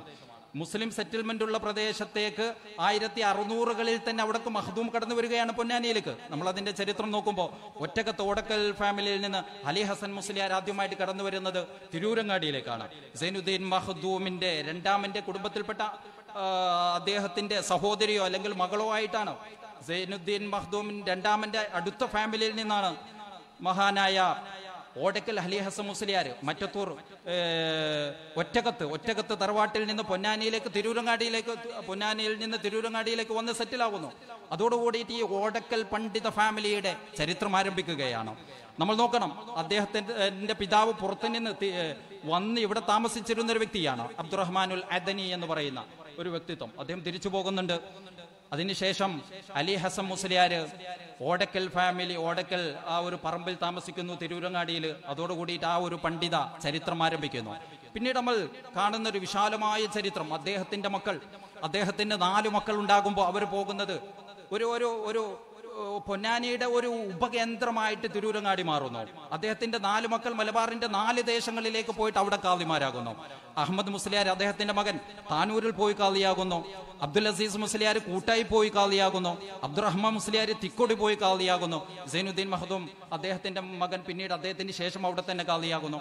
നമ്മൾ ഓർക്കണം, ഒരു കുടുംബം നമ്മൾ സയ്യിദ്സിനെ കുറിച്ച് പറയുന്നത് പോലെ ഒരു നെറ്റ്വർക്ക് മലബാറിലേക്ക് എങ്ങനെയാണ് സ്പ്രെഡ് ആകുന്നത് എന്ന് ഈ മഖ്ദൂമാരുടെ ഫാമിലി നമ്മൾ പഠിപ്പിക്കുന്നു. 1600 മുതൽ തന്നെ ഇവിടെ അലി ഹസൻ മുസ്ലിയാർ തിരൂരങ്ങാടി വരുമ്പോൾ അദ്ദേഹത്തിന്റെ 4 മക്കൾ പോകുന്നത് 4 ദേശങ്ങളിലേക്കാണ്. ഈ 4 ദേശങ്ങളിൽ ഒരു ഫാമിലി ഡെവലപ്പ് ആക്കുന്നു ഈ ഒരു മഖ്ദൂം കുടുംബം വ്യത്യസ്ത ഭാഗങ്ങളിൽ. അതിൽ തന്നെ ഒന്നാമത്തെ മകന് 3 മക്കൾ ഉണ്ടാകുമ്പോൾ ആ 3 മക്കൾ വീണ്ടും വ്യത്യസ്ത തലങ്ങളിലേക്കാണ് കാളിയെ പോകുന്നത്. അതിൽ അഹമ്മദ് മുസ്ലിയാർ അദ്ദേഹത്തിന് 3 മക്കൾ ഉണ്ടാകുമ്പോൾ അതിൽ ഒരു മകൻ അലി ഹസൻ മുസ്ലിയാർ മറ്റത്തൂർ കാളിയായി പോകുന്നു. അദ്ദേഹത്തിന്റെ രണ്ടാമത്തെ മകൻ അബ്ദുറഹ്മാൻ മുസ്ലിയാർ കുഴിപ്പുറം കാളിയായി പോകുന്നു. അബ്ദുൽ അസീസ് മുസ്ലിയാർ കൂട്ടായി കാളിയായി പോകുന്നു. ഇങ്ങനെ വളരെ രസകരമായിട്ട് നമുക്ക് ചരിത്രത്തെ, കേരള മുസ്ലിം ചരിത്രത്തെ 1600 മുതൽ 1850 നമ്മൾ വേണ്ടതുപോലെ ഇവരുടെ ഹിസ്റ്ററി രേഖപ്പെടുത്തപ്പെടാത്തൊരു കാലഘട്ടത്തെ രസകരമായിട്ട് ഇവരുടെ ഈ പ്രയാണത്തെ കേന്ദ്രീകരിച്ചുകൊണ്ട് നമുക്ക് പഠിച്ചെടുക്കാൻ പറ്റും. മഖ്ദൂമുമാരുടെ സഞ്ചാരം, ഞാൻ അതാണ് സൂചിപ്പിച്ചത്. നമ്മളുടെ ഊന്നലുകൾ 1-2 കാളിമാരിലാണ്. അതിനപ്പുറത്തേക്ക് 40 കാളിമാര്, അതിനപ്പുറത്തേക്ക് 40 മഖ്ദൂമുമാര്. ഇവർ എങ്ങനെയാണ് മലബാറിനെ നിർമ്മിച്ചെടുത്തത് എന്ന് എന്റെ മുമ്പിലിരിക്കുന്ന ഈ 5 കുടുംബങ്ങളാണ്, ഈ കുടുംബങ്ങളെ കേന്ദ്രീകരിച്ചുള്ള പഠനങ്ങളാണ് കൃത്യമായിട്ട് അടയാളപ്പെടുത്തുന്നത്. ഈ ഒറ്റകത്തും മുസ്ലിയാരകത്തും നാലകത്തും പുതിയകത്തും ഈ ഫാമിലികൾ അവർ ഓരോ കേന്ദ്രങ്ങളിലേക്ക് കടന്നു പോകുന്ന ആ നാടിനെ നിർമ്മിക്കാനാണ്, ഇസ്ലാമികമായിട്ട് ആ നാടിനെ സാമൂഹികമായിട്ട് അവരെ ഏകീകരിക്കുന്നതിന് വേണ്ടിയാണ്. ഇങ്ങനെ ഓരോ തലങ്ങൾ ഞാൻ വിശദീകരിക്കുന്നില്ല, നമ്മുടെ സമയം അവസാനിക്കുകയാണ്. മറ്റൊന്ന്, ആ ഒരു ചരിത്രം നമുക്ക് വർത്തമാന കാലം വരെ ഒരു സമൂഹത്തെ അവർ നിർമ്മിച്ചു എന്ന് എങ്ങനെ ഏത് ഭാഗങ്ങളിലേക്ക് കടന്നുപോയി എന്ന് നമുക്ക് മനസ്സിലാക്കാൻ സാധിക്കും. മറ്റൊന്ന്, മലപ്പുറം കേന്ദ്രീകരിച്ച് നമ്മുടെ ഒരു പഠനത്തെ നമുക്ക് ഏകീകരിക്കാൻ പറ്റും. മഖ്ദൂം രണ്ടാമന്റെ, ഞാൻ ഓരോന്ന് പറയുമ്പോഴും അതിന്റെ തുടക്കമുണ്ടാകുന്നത് മഖ്ദൂം ഒന്നാമനിൽ നിന്നോ രണ്ടാമനിൽ നിന്നോ ഒരാളാണ്. ഈ അവരുടെ സന്താനങ്ങളിൽ നിന്ന് ഡയറക്റ്റ് ആണ് ഈ ദേശങ്ങളിലേക്ക് ആളുകൾ കടന്നു വരുന്നത്. മഖ്ദൂം രണ്ടാമന്റെ മകൻ അബ്ദുൽ അസീസ് മഖ്ദൂമിന്റെ മകനാണ് കാളിയായിട്ട് സൈനുദ്ദീൻ മുസ്ലിയാറാണ് ആദ്യമായിട്ട് മലപ്പുറത്തും വലിയങ്ങാടിയിലേക്ക് കടന്നു വരുന്നത്. പിന്നീട് അതിനെ കേന്ദ്രീകരിച്ച് 1600 മുതൽ വീണ്ടും അവിടെ നിന്ന് ഒരു സ്പ്രെഡ് തുടങ്ങുകയാണ് മലബാറിന്റെ ഉൾദേശങ്ങളിലേക്ക്. ആദ്യം പറഞ്ഞത് തിരൂരങ്ങാടിയെ കേന്ദ്രീകരിച്ചുള്ള കാളികൾ ഒരുപക്ഷെ കോസ്റ്റൽ ബെൽറ്റിലേക്ക് വിപുലമായിട്ട് വ്യാപിക്കുമ്പോൾ മലപ്പുറം കേന്ദ്രീകരിച്ചുള്ള കാളികൾ മലബാറിന്റെ മധ്യത്തെ കേന്ദ്രീകരിച്ചുകൊണ്ട് മലബാറിൽ വ്യത്യസ്ത ഭാഗങ്ങളിലേക്ക് സ്പ്രെഡ് ആകുകയാണ്. അവിടുന്ന് അദ്ദേഹത്തിന്റെ മകൻ പിന്നീട് കാളിയാകുന്നത് മകൻ അഹമ്മദ് മുസ്ലിയാർ, മലപ്പുറം കാളിയായിട്ട് വന്ന അബ്ദുൽ അസീസ് മുസ്ലിയാർ, സൈനുദ്ദീൻ മുസ്ലിയാരുടെ മകൻ. പിന്നീട് അഹമ്മദ് മുസ്ലിയാർ കാളിയാകുന്നത് കൊണ്ടോട്ടി പഴയങ്ങാടി പള്ളിയാണ്. നമ്മൾ ഓർക്കണം, കൊണ്ടോട്ടിയിലേക്ക് വലിയൊരു ദേശത്തേക്ക് അവർ കടന്നു പോകുന്നു. കൊണ്ടോട്ടിയിലെ പഴയങ്ങാടി പള്ളിയിൽ അദ്ദേഹം കാളിയാകുന്നുണ്ട്. അവിടെ ഇന്നും നമുക്ക് ഒരു ഖബർ കണ്ടെത്താൻ പറ്റും. സൈനുദ്ദീൻ മഹ്ദൂം നാലാമൻ എന്നുള്ള പേരിൽ ഈ അഹമ്മദ് മുസ്ലിയാരുടെ മകന്റെ ഖബറാണ് അവിടെ കാണുന്നത്. ഓരോ ദേശത്തേക്കും അവരങ്ങനെ ഒരു നെറ്റ്വർക്കായിട്ട് സ്പ്രെഡായി പോകുന്നു. മാത്രവുമല്ല, പിന്നീട് ഈ മധ്യ മലബാറിന്റെ അല്ലെങ്കിൽ ഈ ഒരു മലപ്പുറത്തിന്റെ ഏറനാട് വള്ളുവനാടിന്റെ ഈ മധ്യ കേന്ദ്രങ്ങളിൽ നമുക്കറിയാം, പറപ്പൂർ, ചോലക്കുണ്ട്, മുടിക്കോട്, പുല്ലാര, പൂക്കോട്ടൂർ, അരീക്കോട്, ആനക്കയം തുടങ്ങി ഇരുമ്പുഴിയും മേലാറ്റൂരും നിലമ്പൂരും അടക്കം ഇവിടെയൊക്കെ അവരുടെ കാളി ഫാമിലികൾ, ഇവരുടെ മക്കൾ സ്പ്രെഡായിക്കൊണ്ടേയിരിക്കുന്നു. അവിടെ ആ പരമ്പര നിരന്തരമായി നിലനിൽക്കുന്നു. ഈ നമുക്ക് ചരിത്രത്തിൽ നഷ്ടപ്പെട്ടു പോകുന്ന 250 വർഷത്തെ കൃത്യമായിട്ട് കോർത്തിണക്കാൻ ഈ ഒരു ചരിത്ര പഠനം നമ്മെ സഹായിക്കുന്നു എന്നുള്ളതാണ്. മൂന്നാമത്തത് കുറെ കൂടി നമുക്ക് ഈ പുത്തനങ്ങാടി ഭാഗത്തേക്ക്, പെരിന്തൽമണ്ണ, അങ്ങാടിപ്പുറം ഭാഗത്തേക്ക് കേന്ദ്രീകരിക്കുമ്പോൾ നമ്മുടെ ഒരു ഫോക്കസ്, അതിനെ നമ്മൾ നിരീക്ഷിക്കുമ്പോൾ നമുക്ക് മനസ്സിലാകുന്നത് പെരിന്തൽമണ്ണ, അങ്ങാടിപ്പുറത്തെ പുത്തനങ്ങാടി പള്ളിയിലേക്ക് കാളിയായിട്ട് ആദ്യം പോകുന്നത് നമ്മൾ നേരത്തെ പറഞ്ഞതുപോലെ സൈനുദ്ദീൻ മഹ്ദൂം തങ്ങളുടെ മരുമകനായിട്ടുള്ള ഒറ്റകത്ത് ജമാലുദ്ദീൻ മുസ്ലിയാരാണ്. ഓരോന്നിന്റെയും വേര് തുടങ്ങുന്ന അവിടെ നിന്നാണ്. അത് തുടങ്ങുന്ന 1600കളിലാണ്. അവിടെ നിന്ന് തുടങ്ങുന്നു പിന്നീട് ചരിത്രത്തിന്റെ മലബാറിന്റെ വ്യത്യസ്ത ഭാഗങ്ങളിലേക്കുള്ള അവരുടെ പ്രയാണങ്ങൾ. നമുക്കറിയാം, അവിടെ വ്യത്യസ്തമായ കാളിമാര് ചരിത്രം തന്നെ കൃത്യമായി രേഖപ്പെടുത്തപ്പെട്ടിട്ടുണ്ട്. ഒന്നാമത്തെ കാളിയായിട്ട് ഒറ്റകത്ത് ജമാലുദ്ദീൻ മുസ്ലിയാരും, പിന്നീട് ഉസ്മാൻ മുസ്ലിയാരും, കാളി അഹമ്മദ് മുസ്ലിയാരും, കാളി ഉസ്മാൻ മുസ്ലിയാരും, കാളി അബ്ദുള്ള മുസ്ലിയാരും. ആറാമത്തെ തലമുറ എത്തുമ്പോഴേക്കും മമ്പ്രന്തങ്ങളുടെ കാലം വരികയാണ്. കാലില്ലാത്ത ഉപ്പാപ്പ എന്ന് പറയുന്ന അവിടുത്തെ നമുക്ക് ഇന്നും പോയാൽ കാണുന്ന നമുക്ക് പറയുന്നുണ്ട്. മമ്പ്രന്തങ്ങളുമായിട്ട് അഭേദ്യമായ ബന്ധം സ്ഥാപിക്കുന്ന ഒരു സ്കോളർ, ഒരു മഖ്ദൂമി സ്കോളർ, അദ്ദേഹത്തിന്റെ കാലം വരുന്നു. അതിനുശേഷം ചെറിയ അബ്ദുള്ള കുട്ടി മുസ്ലിയാരുടെ കഥ വരുന്നു. കൃത്യമായിട്ട് ചരിത്രത്തിന്റെ വേരുകൾ ഞാൻ പറയുന്ന ഈ 250 വർഷത്തെ എങ്ങനെ മലബാറിന്റെ, മലപ്പുറത്തിന്റെ, ഏറനാടിന്റെ, വള്ളുവനാടിന്റെ ഉൾദേശങ്ങളെ ഈ ഒരു ഫാമിലി നിർമ്മിച്ചെടുത്തു എന്ന്, ഈ 4 തറവാടുകൾ 5 തറവാടുകൾ നിർമ്മിച്ചെടുത്തു എന്ന് ഈ ചരിത്ര രേഖകൾ നമ്മെ പഠിപ്പിക്കുന്നു. മാത്രമല്ല, പിന്നീട് ഓരോ ഭാഗത്തേക്ക് മലപ്പുറം ഒറ്റപ്പെട്ട, നമ്മൾ നേരത്തെ പറഞ്ഞ നാലകത്ത് ഫാമിലി ആണെങ്കിലും മുസ്ലിയാരകത്ത് ഫാമിലി ആണെങ്കിലും പുതിയ അകത്തും പഴയകത്തും ഓരോ ഫാമിലിക്കും ഇതേപോലെയുള്ള കൃത്യമായ ചരിത്രം ഉണ്ട്. വേണ്ടതുപോലെ ഒരു പക്ഷേ ഈ ഒറ്റകത്ത് ഫാമിലിയെ കുറിച്ച് കുറെ കൂടി ചരിത്രം രേഖപ്പെടുത്തപ്പെട്ടു എന്ന് വിചാരിക്കുന്നു. അതിനപ്പുറത്തുള്ള ഫാമിലിയെ കുറിച്ച് കുറെ കൂടി നമ്മൾ തന്നെ ഇത്തരം കുടുംബ സംഗമങ്ങളുടെ ഉണ്ടാക്കി കൃത്യമായ ചരിത്ര രേഖകൾ നമ്മൾ ഉണ്ടാക്കിയെടുക്കേണ്ടതുണ്ട്. ഈ ഒരു ഞാൻ അവസാനിപ്പിക്കുകയാണ്. നമ്മൾ പൊതുവെ കേരളത്തിലെ മുസ്ലിങ്ങളുടെ ചരിത്ര പഠനം എന്ന് പറയുന്നത് ഒരു ആന്റി കൊളോണിയൽ പോരാട്ടത്തിൽ കെട്ടുപിടഞ്ഞു കിടക്കുകയാണ്. കേരളത്തിലെ മുസ്ലിങ്ങളെ കുറിച്ചുള്ള ചരിത്ര പഠനങ്ങൾ ഒരു ആന്റി കൊളോണിയൽ പോരാട്ടത്തിൽ കെട്ടുപിടഞ്ഞു കിടക്കുകയാണ്. വ്യത്യസ്തമായ കാരണങ്ങളുണ്ട്.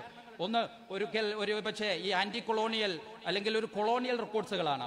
ഒരു മാക്സിയൻ റെക്കോർഡ്സുകളാണ്. 3, ഇവിടെ ഉണ്ടായത് പുതിയ കാലത്തെ ഒരു സഫ്രൺ, ഇന്നത്തെ ഒരു കാവി വൽകൃത ചരിത്ര സോഴ്സുകളാണ് പലപ്പോഴും മാപ്പിളയുടെ ചരിത്രം, പോരാട്ടത്തിന്റെ ചരിത്രം മാത്രമാക്കി ചുരുക്കുന്നത്.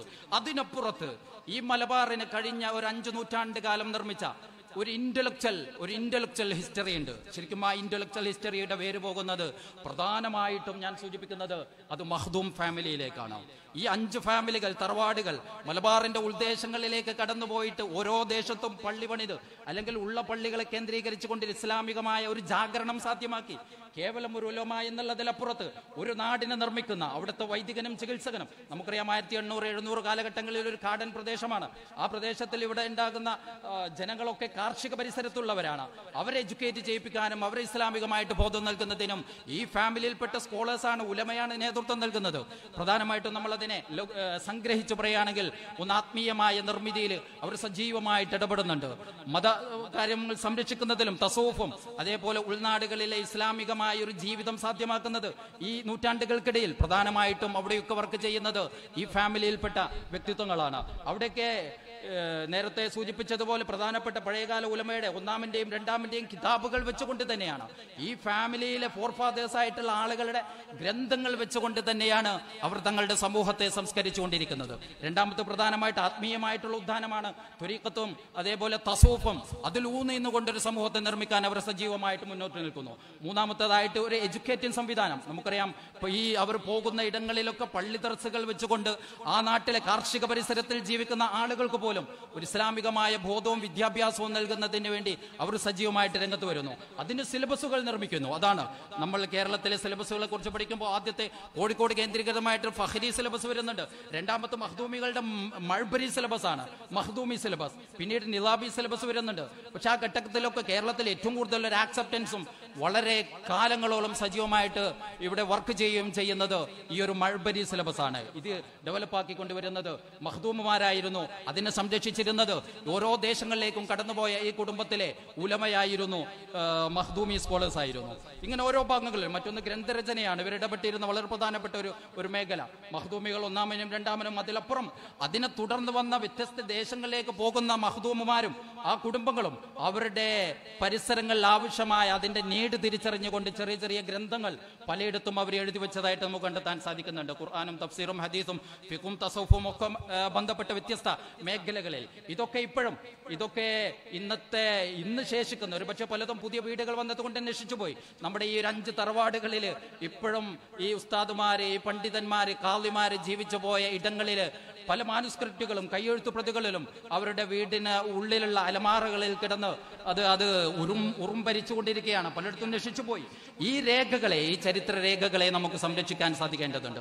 മറ്റൊന്ന്, അഞ്ചാമത് ഇവരുടെ ഏറ്റവും പ്രധാനപ്പെട്ട സ്വാധീനം രാഷ്ട്രീയമാണ്. പലതും ഇവിടെ ചർച്ച ചെയ്യപ്പെട്ടു, തഹീദും തോഫ അടക്കമുള്ള. അതോടൊപ്പം തന്നെ പിൽക്കാലത്തും ഓരോ സന്ദർഭത്തിനനുസരിച്ച് തങ്ങളുടെ ദേശങ്ങളിലെ ഉലമ ഏത് നിലപാട് സ്വീകരിക്കണമെന്ന്, ജനങ്ങൾ ഈ രാഷ്ട്രീയ സംവിധാനത്തോട് ഏത് നിലപാട് സ്വീകരിക്കണമെന്ന് അതത് പശ്ചാത്തലവും പ്രദേശവും ഊന്നിന്നുകൊണ്ട് അവർ ശക്തമായിട്ട് സ്വീകരിച്ചിരുന്നു. ചില ഘട്ടങ്ങളിൽ ആദ്യകാലത്ത് ആന്റി കൊളോണിയൽ മേഖലയിൽ സജീവമാകുന്നവർ തന്നെ ബ്രിട്ടീഷുകാരുടെ കാലം വരുമ്പോൾ അവർ പോരാട്ടത്തിൽ നിന്ന് മാറി നിൽക്കുന്ന ചരിത്രം ഇത് കണ്ടെത്താൻ പറ്റും. കാരണം അന്നത്തെ സാഹചര്യം വളരെ പ്രധാനപ്പെട്ട ഒരു ഘടകമായിട്ട് അവർ മനസ്സിലാക്കുന്നുണ്ട്. വൈജ്ഞാനികമായ ഇടപെടലുകൾ വളരെ സജീവമായിട്ട്, നേരത്തെ സൂചിപ്പിച്ചു, അന്തർദേശീയ തലത്തിലേക്ക് പോലും സജീവമായിട്ട് ഇടപെടുന്ന ഇവരുടെ പ്രവർത്തനങ്ങൾ മഖ്ദൂമി സ്കോളേഴ്സ് നടത്തുന്നുണ്ട്. രസകരമായ ഒരു ഉദാഹരണം പറയുകയാണെങ്കിൽ നമുക്കറിയാം, 1670-കളിൽ 1669 മുതൽ 76 വരെയുള്ള ഒരു 5-8 വർഷക്കാലത്തിനിടയിലാണ് ഹോർത്തൂസ് മലബാരിക്കസ് എന്ന് പറയുന്ന ഒരു മനോഹരമായ കൃതി ഡച്ച് ഭാഷയിൽ ഇവിടെ നിന്ന് രചിക്കപ്പെടുന്നത്. അന്നത്തെ ഒരു ഡച്ച് സ്കോളറായ ഹെൻറിക് വാൻഡ്രീഡ് എന്ന് പറയുന്ന ഒരു സ്കോളറാണ് ഈ ഒരു പുസ്തകം മലബാറിലെ സസ്യങ്ങളെ കുറിച്ചിട്ട് ഹോർത്തൂസ് മലബാരിക്കസ് ഉണ്ടാക്കുന്നുണ്ട്.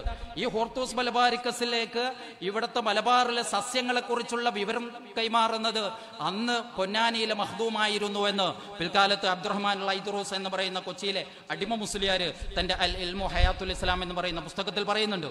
ഇവരൊക്കെ കേവലം ഒരു പള്ളിയിൽ നിന്നൊരു സമൂഹത്തെ നിർമ്മിക്കുന്നതോടൊപ്പം പുറത്തുള്ള മാറ്റങ്ങളെക്കുറിച്ച്, സ്പന്ദനങ്ങളെക്കുറിച്ച് കൃത്യമായിട്ട് തിരിച്ചറിവുള്ള സ്കോളേഴ്സ് ആയിരുന്നു എന്നുള്ളതാണ്.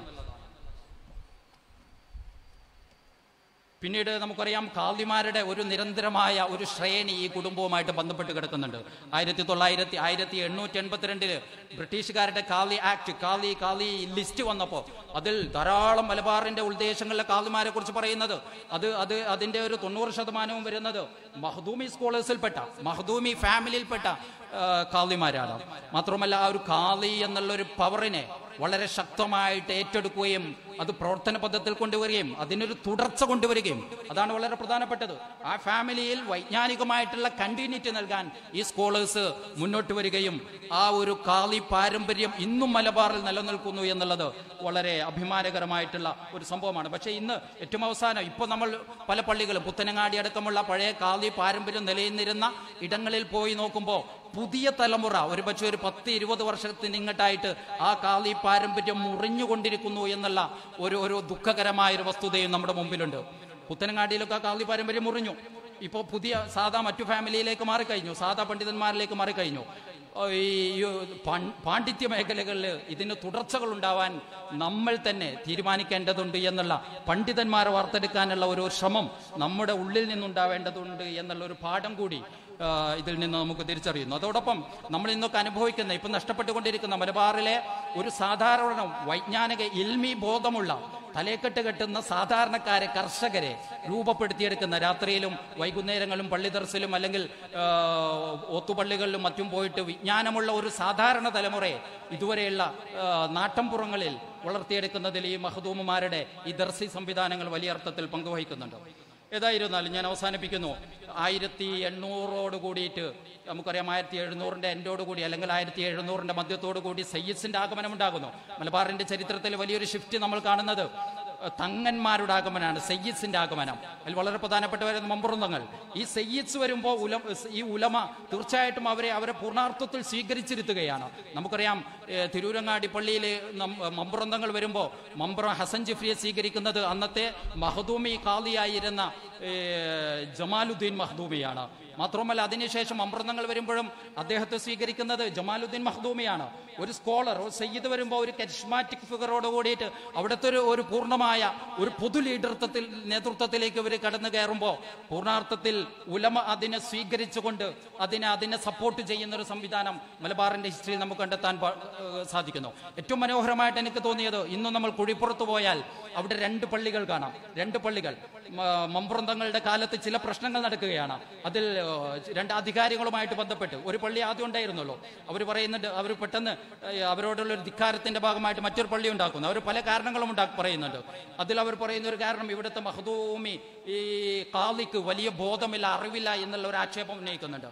അന്ന് അവർ പ്രശ്നം പോയിട്ട് പറയുന്നത് മഖ്ദൂമി സ്കോളേഴ്സിനിടയിൽ പ്രശ്നമുണ്ടായപ്പോൾ അവർ പോയി പറയുന്നത് മമ്പുറത്താണ്. മമ്പുറം സയ്യിദ് അലവി തങ്ങളുടെ മഖ്ദൂമി സ്കോളർ വിളിക്കുന്നുണ്ട്. തിരൂരങ്ങാടി പള്ളിയിൽ അദ്ദേഹത്തെ ഖുത്ബോദിക്കുന്നുണ്ട്. ഖുത്ബോദിച്ചതിന് ശേഷം പറയുന്നു, ഇത് കഴിവുള്ള പ്രാഗൽഭ്യമുള്ള ഒരു പണ്ഡിതനാണ്, ഇവർ ഒരു മഹലിന്റെ കാളിയല്ല 18 മഹലിന്റെ കാളിയാക്കാൻ പറ്റുമെന്ന് മമ്പുറന്തങ്ങൾ പറയുന്നുണ്ട്. അതോ 40 മഹലിന്റെ കാളിയോ, പലരും പല അഭിപ്രായം പറയുന്നുണ്ട്. ഏതായിരുന്നാൽ പിന്നീട് മറ്റത്തൂർ കാളിമാര് 40ഓളം മഹലുകളുടെ കാളി സ്ഥാനത്തേക്ക് കടന്നു വരുന്ന ഒരു ചരിത്രം നമുക്ക് ഇതിന്റെ പിന്നിൽ കാണാൻ സാധിക്കുന്നു. മാത്രമല്ല ചരിത്രത്തിൽ നമ്മൾ നോക്കുമ്പോൾ ഓരോ ഇടങ്ങളിലും പൊന്നാനിയിൽ വലിയംചാറം പള്ളിയെ കേന്ദ്രീകരിച്ചുകൊണ്ട് ഒരു ഭാഗത്ത് ഹൈദ്രൂസി തങ്ങന്മാർ സജീവമായിട്ട് വരുമ്പോൾ പൊന്നാനി മഖ്ദൂമാർ അവർ കുടുംബപരമായിട്ട് ചേർന്ന് നിൽക്കുന്നുണ്ട്. അവർ ചേർന്നുകൊണ്ടാണ് പ്രവർത്തിക്കുന്നത്. മമ്പുറന്തങ്ങളും നമുക്കറിയാം മലപ്പുറം പള്ളിയെ കേന്ദ്രീകരിച്ചുകൊണ്ട് മഖ്ദൂമുമാര് വരുമ്പോൾ അവിടുത്തെ ഹൈദ്രൂസി തങ്ങന്മാരും അവിടുത്തെ ബുഖാരി തങ്ങന്മാരും ചേർന്നുകൊണ്ടാണ് പ്രവർത്തിക്കുന്നത്. ഇതേപോലെ ഓരോ ഭാഗങ്ങളിലേക്കും ഈ സയ്യിദ്സിന്റെയും ഹദ്റമി മഖ്ദൂമുമാരുടെയും ആ ഒരു ലീഡർഷിപ്പ്, ആ ചേർന്ന് നിൽപ്പായിരുന്നു ശരിക്കും ഈ സമൂഹത്തെ നിർമ്മിച്ചത് എന്ന് 1800 മുതലുള്ള 900 വരെയുള്ള ഒരു ചരിത്രത്തിൽ വളരെ പ്രധാനപ്പെട്ട ഒന്നാണ്. 19ാം നൂറ്റാണ്ടിന്റെ ഇങ്ങോട്ട് നമ്മൾ മഖ്ദൂമുമാരെ നോക്കുമ്പോൾ 1900 കൂടിയിട്ട് ഏകദേശം നമ്മളൊരു ഡിമിനിഷൻ ഘട്ടത്തിലേക്ക് വരികയാണ്. മലബാർ പൊന്നാനിയുടെ ഒരു പ്രതാപം അസ്തമിക്കുകയാണ്.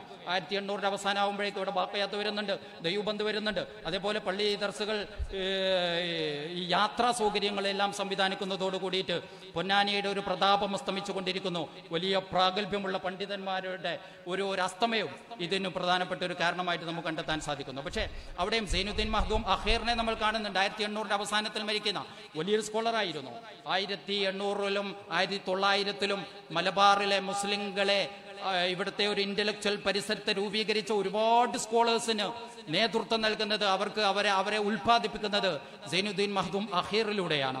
അദ്ദേഹം പൊന്നാനിയിൽ നിന്ന് അദ്ദേഹത്തിന്റെ ദർസിൽ പഠിച്ചുകൊണ്ടാണ് ഷുജായി മൊയ്ദ് മുസ്ലിയാരെ പോലെയുള്ള, വളപ്പിൽ അബ്ദുൽ അസീസ് മുസ്ലിയാരെ പോലെയുള്ള, കോടഞ്ചേരി അഹമ്മദ് മുസ്ലിയാരെ പോലെയുള്ള ഒരു 19ാം നൂറ്റാണ്ടിൽ മലബാറിനെ ബൗദ്ധികമായിട്ട് നിർമ്മിച്ച സ്കോളേഴ്സ് മൊത്തം ഒരു 10-20ഓളം പേരുകേട്ട പണ്ഡിതന്മാർ പഠിച്ചിറങ്ങുന്നത് സൈനുദ്ദീൻ മഖ്ദൂം അഖീറിന്റെ ദർസിൽ നിന്നാണ്. ഈവൻ നമ്മുടെ നെല്ലിക്കുത്തിൽ ആലി മുസ്ലിയാർ പോലും അദ്ദേഹത്തിന്റെ ശിഷ്യനായിട്ടാണ് വരുന്നത്. പിന്നീട് ആലി മുസ്ലിയാരുടെ ചരിത്രത്തിലേക്ക് നമ്മൾ പോകുമ്പോൾ അദ്ദേഹത്തിന്റെ ഫാമിലിയും ഈ ഉമ്മ വഴിക്ക് ഈ മഖ്ദൂമി ഫാമിലിയുമായിട്ട് കണക്ഷൻ നിലനിർത്തുന്നതായിട്ട് കണ്ടെത്താൻ പറ്റും. ഏറ്റവും അവസാനത്തിൽ 1905 മരണപ്പെട്ട കൊങ്ങണം വീട്ടിൽ ഇബ്രാഹിം കുട്ടി മുസ്ലിയാർ എന്ന് പറയുന്ന മഖ്ദൂമി സ്കോളേഴ്സിലെ വളരെ പ്രധാനപ്പെട്ട ഒരു പണ്ഡിതൻ. ഞാൻ പറയുന്നത് ചെറിയൊരു ലൈറ്റ് ഞാൻ ഇടാൻ ആഗ്രഹിക്കുന്നത്, നമ്മളുടെ ചരിത്രവും നമ്മളുടെ അന്വേഷണങ്ങളും 1-ാമനിലും 2-ാമനിലും പരിമിതപ്പെട്ട് കിടക്കുന്നു എന്നുള്ളതാണ്. അതിനപ്പുറത്ത് 2-3 നൂറ്റാണ്ടുകളെ ഈ മലബാറിനെ നിർമ്മിച്ച, വളരെ പവർഫുൾ ആയിട്ട് ഗ്രന്ഥരചന നടത്തിയ, സജീവമായിട്ട് മലബാറിനെ നിർമ്മിക്കുന്നതിൽ ഇന്റലക്ച്വലി സപ്പോർട്ട് ചെയ്ത ഒരു മഖ്ദൂമികളുടെ പരമ്പര തന്നെ ചരിത്രത്തിൽ നമുക്ക് കണ്ടെത്താൻ സാധിക്കും. അതിൽപ്പെട്ട വളരെ പ്രധാനിയാണ് 1800 അവസാനത്തിൽ വന്ന 1905 മരണപ്പെടുന്ന കൊങ്ങണം വീട്ടിൽ ഇബ്രാഹിം കുട്ടി മുസ്ലിയാർ. 1800 അവസാനത്തിൽ മാപ്പിളമാർക്കിടയിൽ പ്രിന്റ് വരുന്ന ഘട്ടത്തിൽ 1860കളിലാണ് മാപ്പിളമാർക്കിടയിൽ പ്രിന്റ് വരുന്നത്. അതുവരെ മാനുസ്ക്രിപ്റ്റുകളിലാണ് എഴുത്തുകൾ ഉണ്ടായിരുന്നത്. പ്രിന്റ് വരുന്നതോട് കൂടിയിട്ട് അനവധി രചനകൾ വരികയാണ്. ആളുകൾ അച്ചുകൂടങ്ങൾ വന്നു. തലശ്ശേരിയിലും പൊന്നാനിയിലും തിരൂരങ്ങാടിയിലും അച്ചുകൂടങ്ങൾ വന്നു. ഈ അച്ചുകൂടങ്ങൾ വന്നതോടുകൂടി മാപ്പിളമാർ മനസ്സിൽ കൊണ്ടുവന്നിരുന്ന ഗ്രന്ഥങ്ങൾ മൊത്തം പുസ്തകമായിട്ട് രംഗത്ത് വരുന്നു. ഈ ഒരു ഘട്ടത്തിൽ, ഒരു ഷിഫ്റ്റ് നടക്കുന്ന ഘട്ടത്തിൽ അന്നത്തെ സ്കോളർ, നമുക്കറിയാം മഖ്ദൂമുകളുടെ ചരിത്രത്തിൽ നമ്മൾ അത്ഭുതപ്പെടുത്തുന്നത് ഏറ്റവും അപ്ഡേറ്റഡ് ആയ മെത്തേഡ്സുകളെ ഉപയോഗപ്പെടുത്തിയിട്ട് നോളേജിന്റെ ട്രാൻസ്മിഷന് വേണ്ടി അവർ ശ്രമിച്ചു എന്നുള്ളതാണ്. നമുക്കറിയാം ആദ്യമായിട്ട്, അല്ലെങ്കിൽ ഈജിപ്തിലേക്ക് യാത്ര പോകുന്നത് മഖ്ദൂം മുതലാണ് നമ്മൾ ചരിത്രം കാണുന്നത്. തുഹ്ഫ പോലെയുള്ള ചരിത്ര ഗ്രന്ഥങ്ങൾ നമ്മൾ കാണുന്നത് അവിടെ നിന്നാണ്. അതേപോലെ 1800 അവസാനത്തിൽ പ്രിന്റ് വരുമ്പോൾ കൊങ്ങണം വീട്ടിൽ ഇബ്രാഹിം കുട്ടി മുസ്ലിയാർ താൻ രചിച്ച 40 ഗ്രന്ഥങ്ങളെ പ്രിന്റഡ് ആയിട്ട് പുറത്തു കൊണ്ടുവരാൻ അദ്ദേഹം ശ്രമിക്കുന്നുണ്ട്. ഒരു പുതിയ ടെക്നോളജി വരുമ്പോൾ ടെക്നോളജിയെ സ്വീകരിച്ചുകൊണ്ട് കേരള മുസ്ലിം സമൂഹത്തെ നിർമ്മിക്കുന്നതിന് ബൗദ്ധികമായിട്ട് സപ്പോർട്ട് നൽകാൻ അദ്ദേഹം രംഗത്ത് വരുന്നത് നമ്മൾ കാണുകയാണ്. കൊങ്ങണം വീട്ടിൽ ഇബ്രാഹിം കുട്ടി മുസ്ലിയാരുടെ രചനകൾ വളരെ പഠന വിധേയമാക്കേണ്ട വിശാലമായ ഒരു ലോകയാണ്. ഞാൻ അവസാനിപ്പിക്കുന്നു. അദ്ദേഹത്തിന്റെ 1800 അവസാനത്തിൽ അദ്ദേഹം ഖുർആൻ വ്യാഖ്യാനങ്ങൾ എഴുതുന്നുണ്ട്. 6-7 സൂറത്തുകൾക്ക് ഓരോന്നും 200-300 പേജ് വരുന്ന രീതിയിൽ ഖുർആൻ വ്യാഖ്യാനം തയ്യാറാക്കുന്നുണ്ട്. ഈ ഓരോ ഖുർആൻ വ്യാഖ്യാനത്തിലും അദ്ദേഹം ഇവിടുത്തെ ജാതീയതയെ കുറിച്ച് പറയുന്നുണ്ട്, ഇവിടുത്തെ ആന്റി കൊളോണിയൽ പോരാട്ടങ്ങളെ കുറിച്ച് പറയുന്നുണ്ട്, ഇവിടുത്തെ ടാക്സേഷനെ കുറിച്ച് പറയുന്നുണ്ട്. ഇവിടുത്തെ ഒരു മഖ്ദൂമി സ്കോളറാണ്. 1800 അവസാനത്തിൽ ഇവിടെ സമൂഹത്തിൽ നടന്നുകൊണ്ടിരിക്കുന്ന സർവ്വമാറ്റങ്ങളെ കുറിച്ച്, ഇവിടുത്തെ പുതിയ സംവിധാനങ്ങളെ കുറിച്ച് ഖുർആൻ വ്യാഖ്യാനത്തിൽ പോലും ചർച്ച ചെയ്യുന്ന ഒരു മഖ്ദൂമി സ്കോളറെ ചരിത്രത്തിൽ നമുക്ക് കണ്ടെത്താൻ സാധിക്കുന്നു. കൊങ്ങണം വീട്ടിൽ ഇബ്രാഹിം കുട്ടി മുസ്ലിയാർ അദ്ദേഹത്തിന്റെ 40ഓളം രചനകളിൽ വളരെ ഭൂരിപക്ഷം രചനകളും പ്രിന്റഡ് ആയിട്ട് വരികയാണ്. പുതിയ ഒരു ടെക്നോളജി ഉപയോഗിച്ചുകൊണ്ട് പുറത്തു വരികയാണ്. മാത്രമല്ല അദ്ദേഹത്തിന്റെ അനിയനായിരുന്ന കൊങ്ങണം വീട്ടിൽ ബാവ മുസ്ലിയാരുണ്ട്. ഒരുപക്ഷെ 1800 അവസാനത്തിൽ 900ന്റെ തുടക്കത്തിൽ മലബാറിലെ ഈ മെഡിക്കൽ രചനകളും മെഡിക്കൽ വിഷയവുമായിട്ട് ബന്ധപ്പെട്ട് ഏറ്റവും കൂടുതൽ രചനകൾ നടത്തുന്നത് കൊങ്ങണം വീട്ടിൽ അഹമ്മദ് ബാവ മുസ്ലിയാരാണ്. ഒരു 5-8ഓളം കൃതികൾ അദ്ദേഹത്തിന്റെ ഈ വിഷയവുമായിട്ട് ബന്ധപ്പെട്ടുണ്ട്. ഒറ്റമൂലികളെ കുറിച്ച്, ചികിത്സയെ കുറിച്ച്. നമുക്കറിയാം അന്ന് ഇന്നത്തെ പോലെയുള്ള ഹോസ്പിറ്റൽ സംവിധാനങ്ങളോ ചികിത്സാ സംവിധാനങ്ങളോ ഒന്നും വേണ്ടതുപോലെ ക്രമീകരിക്കാത്ത, വേണ്ടതുപോലെ ഡെവലപ്പ് ആവാത്ത കാലത്ത് പള്ളികളെ കേന്ദ്രീകരിച്ച് ഒരു ഉസ്താദ് എന്ന് പറയുന്നത് അദ്ദേഹം ഒരു വേഴ്സറ്റൈൽ ജീനിയസ് ആണ്. എല്ലാ വിഷയത്തെക്കുറിച്ചും അദ്ദേഹത്തിന് ബോധമുണ്ടായിരിക്കും. വീട്ടിലൊരു പ്രശ്നമുണ്ടാകുമ്പോൾ, വീട്ടിലൊരു മസല തർക്കം വരുമ്പോൾ, എന്ത് വിഷയം വരുമ്പോൾ ആളുകൾ ഓടുന്നത് പള്ളിയിലേക്കാണ്. സ്വാഭാവികമായിട്ടും അദ്ദേഹത്തിന് മെഡിക്കൽ സംവിധാനത്തെക്കുറിച്ച് ബോധം വേണം, ഒറ്റമൂലികളെ കുറിച്ച് ജ്ഞാനം വേണം. മഹാനായ കൊങ്ങണം വീട്ടിൽ അഹമ്മദ് ബാബ മുസ്ലിയാർ തന്റെ 6-7 വരുന്ന ഗ്രന്ഥങ്ങളിലൂടെ, അതിലോരോന്നും 200-300 പേജ് വരുന്ന രചനകൾ, അതിലൂടെ അന്നത്തെ ഒരു സാമൂഹിക ക്രമത്തിൽ സജീവമായിട്ട് ഇടപെട്ടുകൊണ്ട് ഒരു സമൂഹത്തെ നിർമ്മിച്ചെടുക്കുന്നുണ്ട്. ഞാൻ അവസാനിപ്പിക്കുന്നു. ഏതായിരുന്നാലും വളരെ സജീവമായിട്ട് ആഴത്തിലേക്ക് അന്വേഷണം പോവേണ്ട ഒരു വിഷയമാണ് ഈ മഖ്ദൂം കുടുംബത്തിൻ്റെത്. ഞാൻ ആവർത്തിച്ച് പറയുന്നു, നമ്മളുടെ ഇന്നേ വരെ നടന്ന പഠനങ്ങളെല്ലാം സൈനുദ്ദീൻ മഖ്ദൂം ഒന്നാമനിലും രണ്ടാമനിലും കുടുങ്ങിക്കിടക്കുകയാണ്. അതിനപ്പുറത്തേക്ക് ഈ ഒരു ഗവേഷണത്തെ കൊണ്ടുപോകാൻ ഈ ഒരു ഫാമിലി കൂട്ടായ്മക്ക് സാധിക്കട്ടെ എന്ന് മാത്രമാണ് എനിക്ക് പറയാനുള്ളത്. അത് ഞാൻ പറയാനുള്ള ഏറ്റവും പ്രധാനപ്പെട്ട ഒരു കാരണം എന്ന് പറയുന്നത്, പിൽക്കാലത്തുള്ള മഖ്ദൂമുമാരുടെ ഈ 5 തറവാടുകൾ, ഈ 5 ഫാമിലികൾ മലബാറിന്റെ ഉൾദേശത്തേക്ക് കടന്നു പോയിട്ടുണ്ടെങ്കിൽ ആ ദേശങ്ങളിലൊക്കെ അവരുടെ കാലി വീടുകളുണ്ട്, അവരുടെ വീടുകളുണ്ട്, തറവാടുകളുണ്ട്. ഈ തറവാടുകളിലൊക്കെ അവർ ഉപയോഗപ്പെടുത്തിയിരുന്ന അന്നത്തെ ധാരാളം ഗ്രന്ഥങ്ങളുണ്ട്, അറബി ഗ്രന്ഥങ്ങളുണ്ട്, അറബി മലയാളം ഗ്രന്ഥങ്ങളുണ്ട്, അവരുടെ കത്തിടപാടുകളുണ്ട്, അവരുടെ വ്യത്യസ്തമായ ഹിസ്റ്റോറിക്കൽ സോഴ്സുകളുണ്ട്. ഈ സോഴ്സുകൾ ആ വീട്ടിൽ ഇപ്പോഴും കെട്ടിക്കിടക്കുകയാണ്. ഇതിനെ ചരിത്രപരമായിട്ട് ഇതിന്റെ പ്രാധാന്യത്തെ തിരിച്ചറിഞ്ഞുകൊണ്ട് പുറത്തു കൊണ്ടുവരാൻ പലർക്കും സാധിക്കുന്നില്ല. നമ്മുടെ ചരിത്രം ഈ 2 പേരിൽ ചുരുങ്ങിപ്പോയത് കൊണ്ട് അത് നിരന്തരം ചർവണ നടത്തിക്കൊണ്ടിരിക്കുന്നു. അതിനപ്പുറത്ത് ഈ ഒരു കുടുംബം കേരളത്തെ എങ്ങനെ നിർമ്മിച്ചു എന്ന് കൃത്യമായിട്ട് ചരിത്രമായിട്ട് അടയാളപ്പെടുത്താൻ ഈ ഒറ്റകത്തും നാലകത്തും മുസ്ലിയാരകത്തും പുതിയകത്തും പഴയകത്തും തറവാടുകളിൽ ഇപ്പോഴും ചെതലരിച്ചുകൊണ്ടിരിക്കുന്ന പുസ്തകങ്ങളെ അവസാനത്തെ ഒരു ശ്രമമായിരിക്കും ഈ പുസ്തകങ്ങളെ കണ്ടെത്തി പുറത്തു കൊണ്ടുവന്ന് അതിനെ ഉപോത്ബലകമായിട്ട് ഈ നമുക്ക് ചരിത്രം വ്യക്തമല്ലാത്ത 3 നൂറ്റാണ്ടിന്റെ ചരിത്രം കൃത്യമായിട്ട് അടയാളപ്പെടുത്താൻ ഈ ഒരു കൂട്ടായ്മക്ക് സാധിക്കട്ടെ. അത്തരമൊരു ശ്രമം സജീവമായിട്ട് ഇതിന്റെ ഭാഗമായിട്ട് ഉണ്ടാവട്ടെ എന്ന് മാത്രം ആശംസിച്ചുകൊണ്ട് ഞാൻ അവസാനിപ്പിക്കുന്നു. അസ്സലാമു അലൈക്കും വറഹ്മത്തുള്ളാഹി വബറകാതുഹു.